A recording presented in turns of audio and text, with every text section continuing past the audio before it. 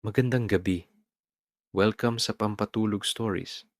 Bago tayo magsimula, shoutout sa ating mga avid listener. Kabilang sina Junjun Nangan from Antique, VMY, Clan 101, Marie Rosuelo, Jenny Marbella, Marisa Duran, at sa iba pang sumusubaybay sa ating mga kwento. Maraming salamat sa inyong suporta. Paalala lang, ito lang ang nag-iisang channel ng Pampatulog Stories. Tahimik ang gabi, marahang humihip ang hangin, at sa malayo, may isang bukid na unti-unting nilalamon ng katahimikan. Sa dulo ng pilapil, nakatayo ang isang matandang puno ng nara, sabi ng mga matatanda. Marami na raw itong narinig na kwento. Mga lihim na ibinulong sa hangin. Mga luha na tahimik na bumagsak sa damuhan. At mga pusong natutong huminga muli. Ngayong gabi, dahan-dahan nating susundan ang isang kwento. Isang kwento ng katahimikan, ng alaala, at ng isang lugar na matagal nang naghihintay. Isang lugar kung saan maaaring huminto ang isip, lumambot ang puso, at dahan-dahang pumikit ang mga mata. Kung bago ka sa channel na ito, humiga ka lamang ng maayos. Kung handa ka na, simulan na natin. Tahimik ang bukid. Mahinang gumagalaw ang mga dahon ng palay. Parang alon na dahan-dahang humahaplo sa lupa. Sa malayo, may maririnig na huni ng ibon. At paminsan-minsan, ang mahinhin na pagaspas ng hangin. Sa dulo ng pilapil, nakatayo ang isang matandang puno ng nara. Malawak ang kanyang mga sanga. Makapal ang kanyang mga dahon. At tila ba ang kanyang lilim ay isang yakap na matagal nang naghihintay. Matagal na ang punong iyon sa baryo, sabi ng mga matatanda, bago pa raw maitayo ang karamihan ng bahay. Bago pa raw magkaroon ng kalsada, nakatayo na raw ang nara sa gitna ng bukid. Tahimik lamang itong nakamasid sa mga taong dumarating, sa mga taong umaalis, sa mga araw na mainit, at sa mga gabing mahangin. Marami na itong nakita, maraming kwento, maraming alaala, at sa bawat hapon, may isang tao na madalas pumunta sa ilalim ng kanyang lilim. Si Mateo. Tahimik lamang siyang naglalakad sa pilapil tuwing hapon. Bit-bit ang isang maliit na supot. Minsan may lamang tinapay. Minsan naman ay isang lumang bote ng tubig. Hindi siya nagmamadali. Dahan-dahan lamang ang kanyang mga hakbang. Parang sinasabayan ng galaw ng hangin sa bukid. Kapag narating niya ang nara, humihinto siya sandali, tumingin sa itaas, sa mga sanga na tila ba umaabot sa langit. Pagkatapos, uupo siya sa damuhan, tahimik, walang ginagawa, walang sinasabi, nakikinig lamang, sa hangin, sa mga dahon, sa malayo, at halos hindi marinig na huni ng kuliglig. Ganito na ang kanyang gawain sa loob ng maraming taon. Mula pa noong bata siya, noong panahong buhay pa ang kanyang lolo. Ang kanyang lolo, si Mang Esteban, ang unang nagdala sa kanya sa ilalim ng punong nara. Isang hapon din iyon, mahinang humihip ang hangin, at ang araw ay papalubog na sa likod ng mga bundok. Apo, sabi ng matanda noon. Mahina ang kanyang boses, ngunit malinaw sa katahimikan ng bukid. Tandaan mo ang punong ito. Tumingin si Mateo sa nara. Malaki ito noon sa kanyang paningin, parang isang higanting tahimik lamang na nakabantay sa baryo. Hindi lang ito puno, sabi pa ng kanyang lolo. Sandaling tumahimik ang matanda. Parang may inaalalang matagal nang nakabaon sa kanyang alaala. Marahang gumalaw ang mga dahon sa itaas nila. Parang may sinasabi ang hangin. Maraming tao ang nagpahinga dito. Maraming tao ang umiyak dito. Marami rin ang natutong ngumiti muli. Hindi agad naintindihan ni Mateo ang mga salitang iyon noon. Bata pa siya, mas interesado siya noon sa paghabol ng tutubi, sa pagtakbo sa pilapil, at sa paglalaro sa damuhan. Ngunit habang lumilipas ang mga taon, unti-unti niyang naalala ang mga sinabi ng kanyang lolo. At ngayon, tuwing hapon, bumabalik siya sa ilalim ng punong iyon. Hindi para maglaro, hindi para maghanap ng sagot, kundi para lamang umupo, huminga, at makinig sa katahimikan. Isang hapon, habang nakaupo siya sa damuhan, napansin niyang kakaiba ang hangin. Mas malamig, mas marahan. Parang may dala itong isang lumang alaala. Mahinang gumalaw ang mga dahon ng nara. At sa sandaling iyon, parang may narinig siyang boses. Mahina lamang, halos parang bulong. At huwag mong kalilimutan. Napatingin si Mateo sa paligid. Walang tao. Walang kahit sino sa bukid. Tanging ang hangin lamang at ang matandang puno ng nara. Napangiti siya ng bahagya. Dahil sa loob-loob niya, alam niya kung kaninong boses iyon. Boses ng kanyang lolo.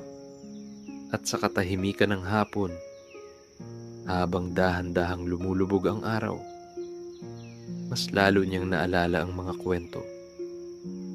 Mga kwento na minsan ay sinimulan ng matanda, ngunit hindi kailanman natapos. Mahina ang hangin noong mga panahong iyon, panahong bata pa si Mateo, at ang kanyang lolo ay madalas nakaupo sa harap ng kanilang bahay. Isang maliit na bangkito ang laging nasa tabi ng matanda.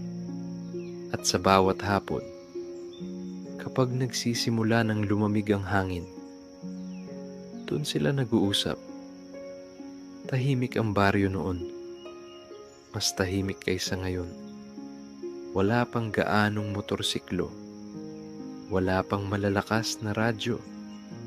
Tanging ang huni lamang ng mga ibon at ang mahinang kalansing ng mga kaldero mula sa mga kusina. Isang hapon, habang nakaupo sila sa bangkito, biglang tinuro ng kanyang lolo ang dulo ng bukid. Doon, mahina ang boses ng matanda. Doon nakatayo ang nara. Tumingin si Mateo sa malayo. Halos hindi niya makita ang puno mula sa kanilang bakuran. Ngunit alam niyang iyon ang tinutukoy ng matanda. Lolo, tanong niya noon, bakit po parang mahalaga ang punong iyon? Napangiti ang matanda. Isang mabagal at tahimik na ngiti. Parang may naalala siyang matagal nang nakatago sa kanyang puso. Apo, matagal na ang punong iyon. Napatingin ang matanda sa langit. Habang dahan-dahang nagbabago ang kulay ng hapon. Nung bata pa ako, doon kami nagpapahinga ng mga kaibigan ko. Mabagal ang kanyang kwento. Parang ang bawat salita ay dahan-dahang lumalabas kasama ng hangin. Pagkatapos mag-araro, pagkatapos magtanim, dun kami umuupo sa lilim. May mahabang katahimikan. Naririnig lamang ang pagaspas ng dahon ng saging sa tabi ng bahay. Alam mo, Mateo, minsan, hindi lang pahinga ang hinahanap ng tao. Napatingin ng bata sa kanyang lolo. Minsan, gusto lang ng tao na may makinig. Tahimik muli ang matanda. At sa katahimikan, parang ang hangin na mismo ang nagkukwento. May isang magsasaka noon na araw-araw pumupunta sa ilalim ng nara. Hindi siya nagsasalita. Uupo lamang siya hanggang sa lumubog ang araw. Napakunot ang noo ni Mateo noon.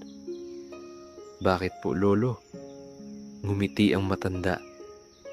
Mahina. Malungkot. Dahil nawalan siya ng anak. Tahimik ang paligid. Kahit ang hangin ay parang tumigil sandali. Dun siya umiiyak. Dun siya nagdarasal. Hanggang isang araw, hindi na siya umiiyak. Napatingin si Mateo sa kanyang lolo. Ano po ang nangyari? Mahabang katahimikan. Pagkatapos, marahang nagsalita ang matanda. Natuto siyang huminga muli. Dahil minsan, sapat na ang lilim, sapat na ang katahimikan, para gumaan ang puso. Tahimik si Mateo. Hindi niya lubos na naintindihan ang mga salitang iyon noon. Ngunit naaalala niya ang paraan ng pagsasalita ng kanyang lolo. Mabagal, maingat. Parang ang bawat salita ay isang mahalagang alaala. Lumipas ang ilang sandali. Pagkatapos ay muli siyang nagsalita. Lolo, may lihim po ba ang punong iyon? Sandaling natawa ang matanda. Mahina lamang. Siguro, pero hindi lihim ng puno. Lihim ng mga taong dumadaan doon. Unti-unting lumalim ang kulay ng langit at nagsimulang lumitaw ang unang bituin. Tumayo ang kanyang lolo mula sa bangkito. At balang araw, sana ay umupo ka rin doon. Hindi para maghanap ng sagot, kundi para lamang makinig. Lumipas ang maraming taon mula noon. Wala na ang kanyang lolo ngayon. Tahimik na rin ang lumang bangkito sa harap ng bahay. Ngunit ang punong nara, nakatayo pa rin sa dulo ng bukid. At tuwing hapon, habang dahan-dahang gumagalaw ang hangin at marahang kumakaluskos ang mga dahon, may isang tao na nakaupo sa ilalim ng lilim.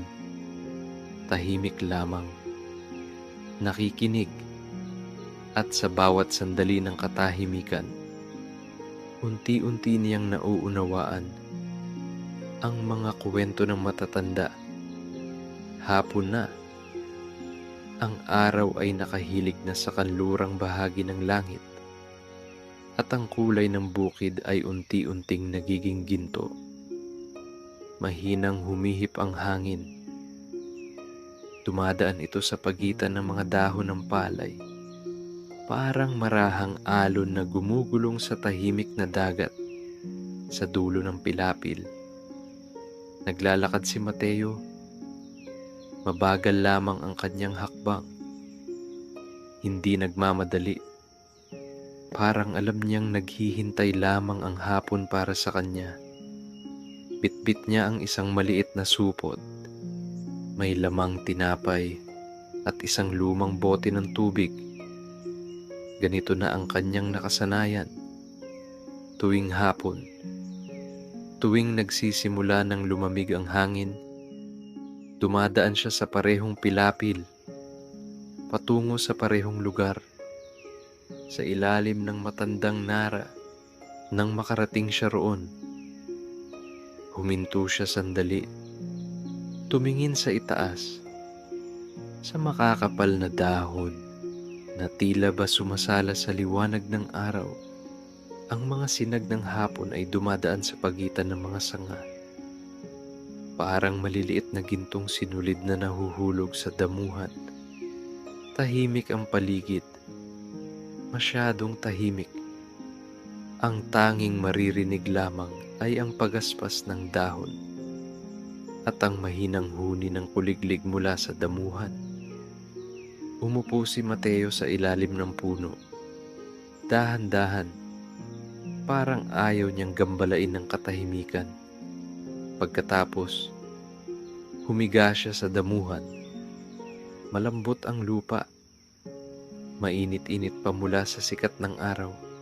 Tumingin siya sa langit. Sa pagitan ng mga sanga ng nara, nakikita niya ang mga ulap na dahan-dahang gumagalaw. Parang mga bangkang lumulutang sa asul na dagat ng langit. Huminga siya ng malalim at dahan-dahang ipinikit ang kanyang mga mata. Mahina ang hangin. Dumadaan ito sa kanyang mukha. Parang malamig na kamay na marahang humahaplos sa noo. Sa malayo, may narinig siyang kalansing ng kampanilya ng kalabaw. Isang tunog na matagal na niyang kilala. Isang tunog na tila babahagi na ng katahimikan ng baryo.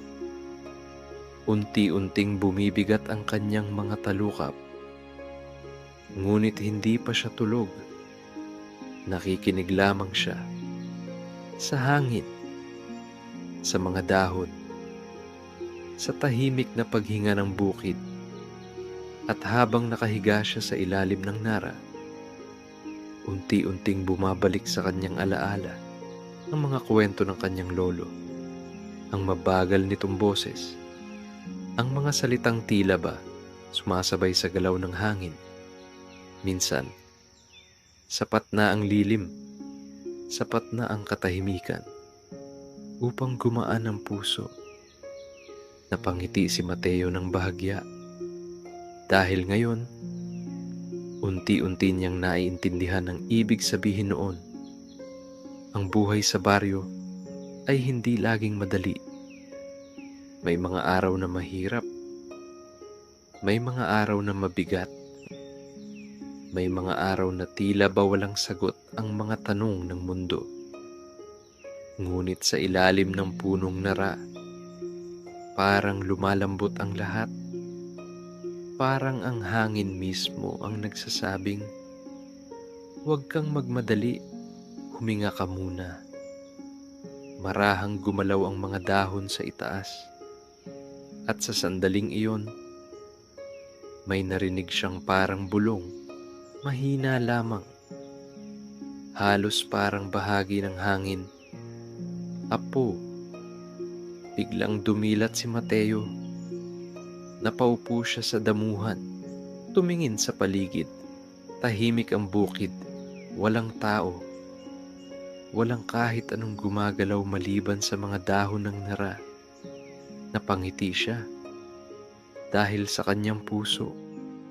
Alam niya ang boses na iyon, ang boses ng kanyang lolo. Isang alaala lamang marahil, isang bulong mula sa nakaraan.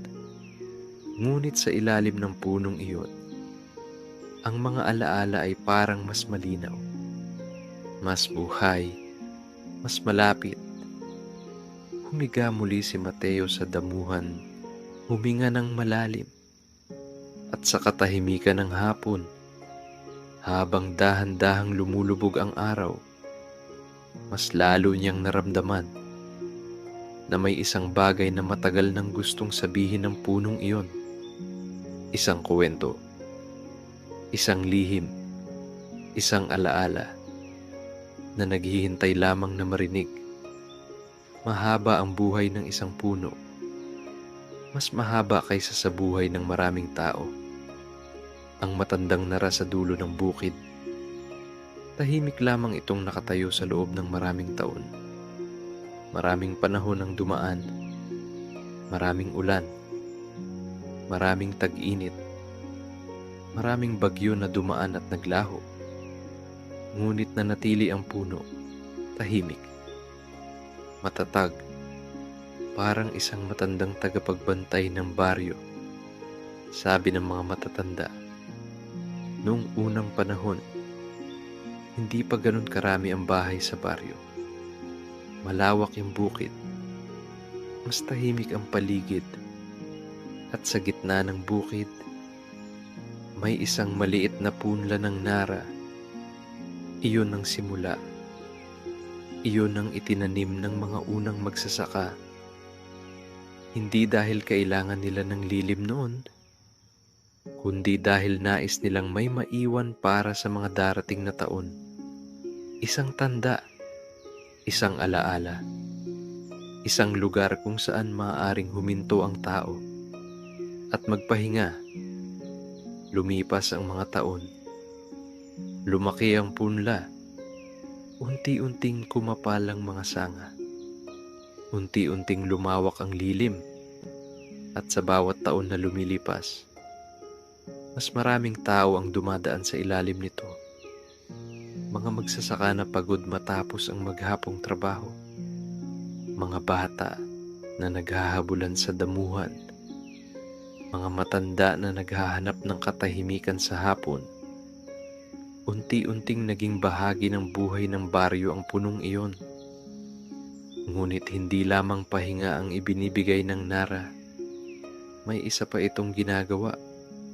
Tahimik lamang. Halos hindi napapansin. Nakikinig ito sa mga kwento ng tao, sa kanilang mga problema, sa kanilang mga pangarap, sa kanilang mga lungkot. Maraming luha ang bumagsak sa damuhan sa ilalim ng punong iyon. Maraming dasal ang binulong sa hangin at maraming puso ang gumaan. Dahil minsan, kapag ang mundo ay masyadong maingay, kailangan lamang ng tao ng isang lugar na tahimik, isang lugar kung saan walang magtatanong, isang lugar kung saan walang magmamadali, isang lugar kung saan maaari kang huminga. At iyon ang naging lihim ng nara. Hindi ito nagsasalita, hindi ito nagbibigay ng sagot, ngunit nagbibigay ito ng espasyo. Espasyo para sa katahimikan, espasyo para sa paghinga, espasyo para sa paghilom. Sa ilalim ng punong iyon, maraming tao ang natutong maghintay. Maraming tao ang natutong magpatawad. Maraming tao ang natutong magsimula muli. At ngayon, pagkaraan ng maraming taon, isang tao ang nakahiga sa ilalim ng lilim nito. Si Mateo. Tahimik lamang siyang nakikinig sa hangin. At habang gumagalaw ang mga dahon sa itaas, parang may bumubulong na kwento. Isang kwento na matagal nang naroon. Isang kwento na hindi kailanman nawala. At habang unti-unting lumalamig ang hangin ng hapon, unti-unting nauunawaan ni Mateo ang sinabi ng kanyang lolo noon na ang punong nara ay hindi lamang puno. Ito ay isang lugar, isang pahinga, isang tahimik na paalala na sa gitna ng gulo ng mundo, may mga lugar pa rin kung saan maaari kang huminto, huminga, at dahan-dahang hanapin muli ang katahimikan ng iyong puso. Tahimik pa rin ang bukid. Ang araw ay bahagyang nakahilig na sa kanluran, at ang liwanag nito ay dahan-dahang nagiging malambot. Sa ilalim ng matandang nara, nakahiga si Mateo sa damuhan. Mahina ang hangin. Marahang dumadaan sa pagitan ng mga dahon. Parang isang mahinang awit na matagal nang naririnig ng bukid. Unti-unti niyang idinilat ang kanyang mga mata. Ang langit ay kulay mapusyaw na bughaw. May ilang ulap na dahan-dahang lumulutang. Huminga siya ng malalim. At sa sandaling iyon, May narinig siyang mahinang yabag sa pilapil. Dahan-dahan, maingat. Parang may batang naglalakad na ayaw manggambala ng katahimikan. Napaupo si Mateo at tumingin sa direksyon ng pilapil. Isang batang lalaki ang paparating. Payat, medyo maalikabok ang tsinelas, at may maliit na bag na nakasabit sa kanyang balikat. Huminto ang bata sa ilalim ng nara. Tumingin sa paligid, parang nag-aalangan. Pagkatapos ay tumingin kay Mateo. "Kuya," mahina ang kanyang boses, "pwede po ba akong umupo dito?"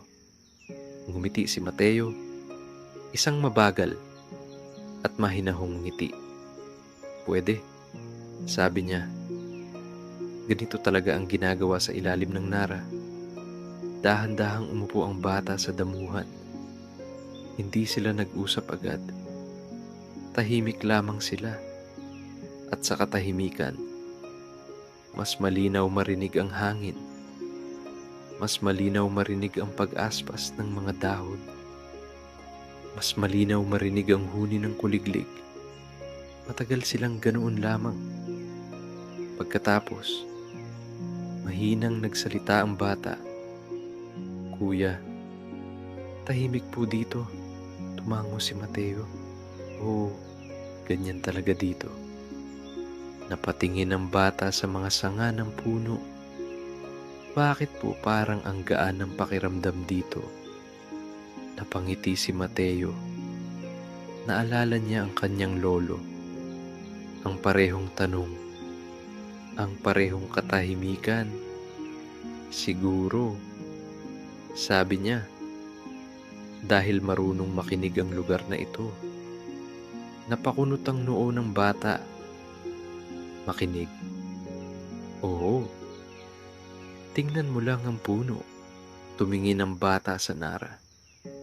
Malawak ang mga sanga nito. Makapal ang mga dahon. At ang lilim ay parang isang payapang mundo sa gitna ng bukid. "Matagal na ang punong ito," sabi ni Mateo. "Marami na itong narinig na kwento. Marami na itong nakitang luha. Marami na rin itong nakitang ngiti." Tahimik ang bata. Parang iniisip ang mga salitang iyon. Mahina ang hangin. At marahang gumalaw ang mga dahon sa itaas nila. "Alam mo," sabi ni Mateo, "dito ako madalas dalhin ng lolo ko noon." Napatingin ang bata sa kanya. "Bakit po?" Sandaling tumahimik si Mateo.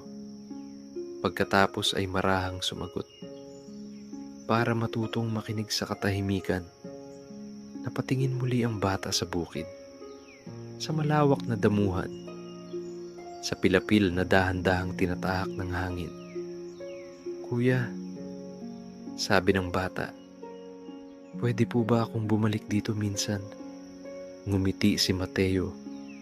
"Pwede." Ang lilim ng nara ay para sa lahat. Tahimik silang muli, habang dahan-dahang nagiging kulay ginto ang bukid.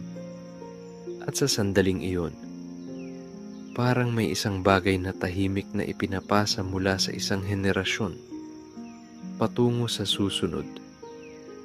Hindi salita, hindi kwento, kundi isang pakiramdam.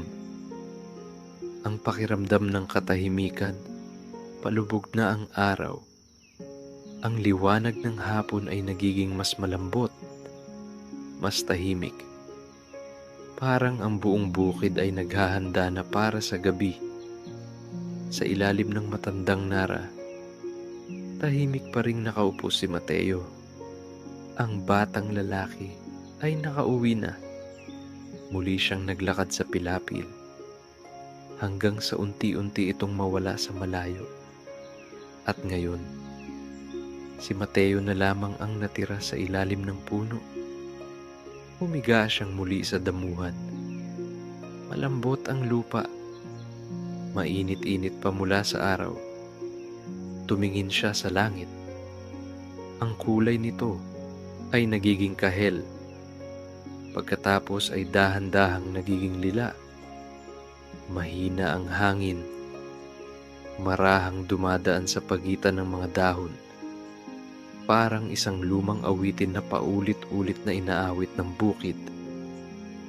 Huminga siya ng malalim, at sa sandaling iyon, naalala niya ang kanyang lolo, ang matandang bangkito sa harap ng bahay, ang mabagal nitong boses, at balang araw, sana ay umupo ka rin doon, hindi para maghanap ng sagot, kundi para lamang makinig.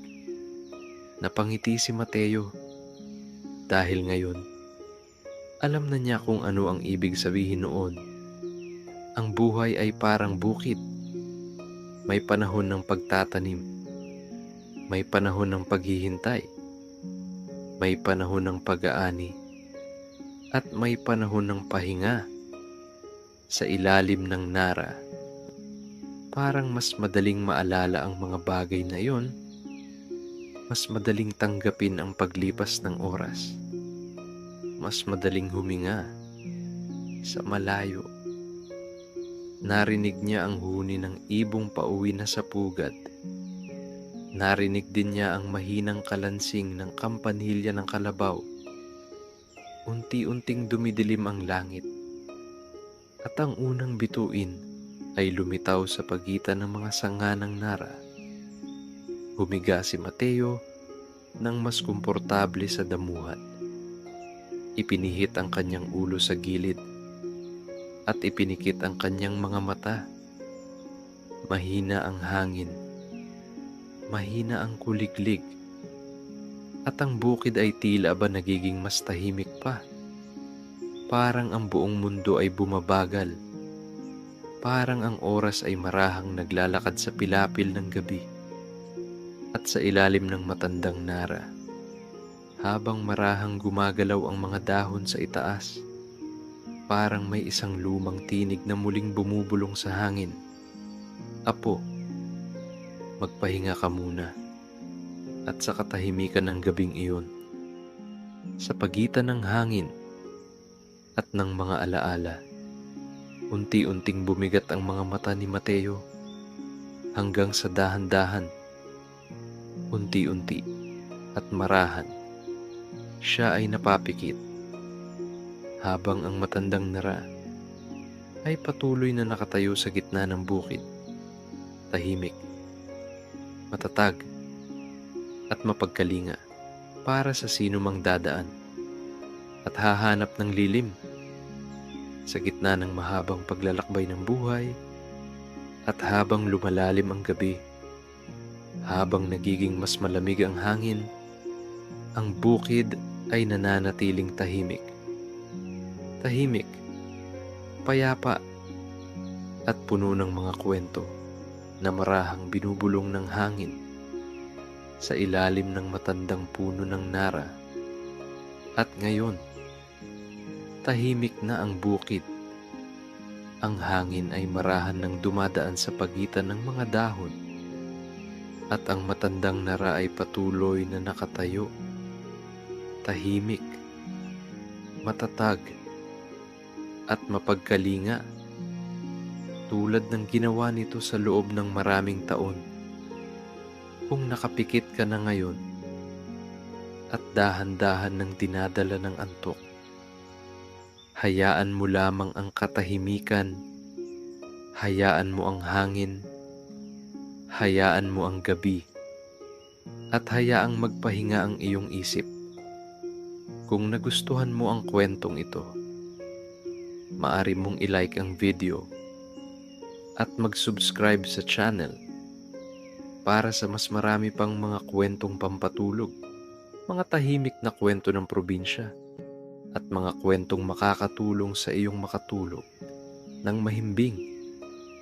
Ngunit sa ngayon, hindi mo na kailangang gumawa ng kahit ano.